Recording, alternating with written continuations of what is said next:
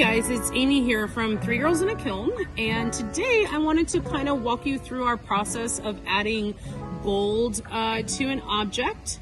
And something that's really great about this is that it adds a bit of class to it. It makes your objects look a little more expensive. They do cost a little more because the materials are costly, but also you need to do a third firing. So these are what are called an overglaze. I specifically will be using Duncan's Premium Gold overglaze, and this means that you must fire to cone 06, and then you will be putting this on top of your glazed pieces for a third firing at cone 018. Also available in this Duncan line, we have Premium Gold, we have Bright Gold, and we also have White Gold. And so this is the Premium Gold along with our cute mermaid hearts here. This is the Premium Gold. It's nice and shiny. I will say something that people don't know is that if you're putting it on a shiny glaze, it will be shiny, but if you're putting it on a matte glaze, it's going to be matte. So you'll notice on the edges of this piece here, it's very shiny because that's where the clear glaze was, but then it's very matte where the matte glaze was. So it depends on the type of look you're going for. This is also the white gold. I find the white gold to be really nice. Some people might call it silver, but it is a white gold.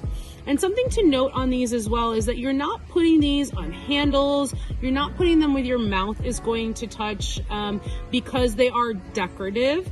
And we want to make sure that while they can be washed, you wouldn't be handling them. They will tarnish over time of constantly handling it. So again, why you would not put it on a mug handle, but as a nice accent on a dish or an ornament like we're doing today. Okay, so the first step is we are outside, it should be noted, but you need to be in a well-ventilated area as these are highly toxic.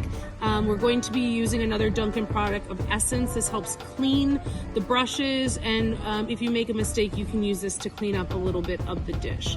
I also have alcohol. I've obviously labeled this as rubbing alcohol, and if you are not outside, you need to be wearing a mask indoors in a well-ventilated studio. So the first thing that we're going to do is take a bit of the rubbing alcohol and we're going to clean our pieces.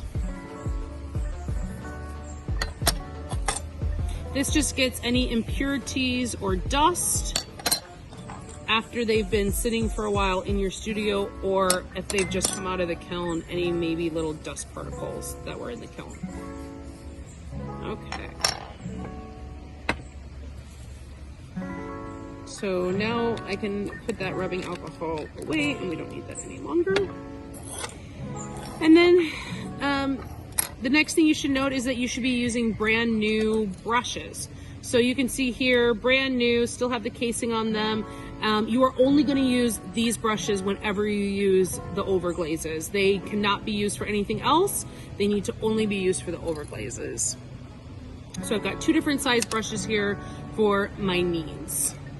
We're going to take out the one we want, set the other ones aside, and we're going to be working with the Duncan Premium Gold.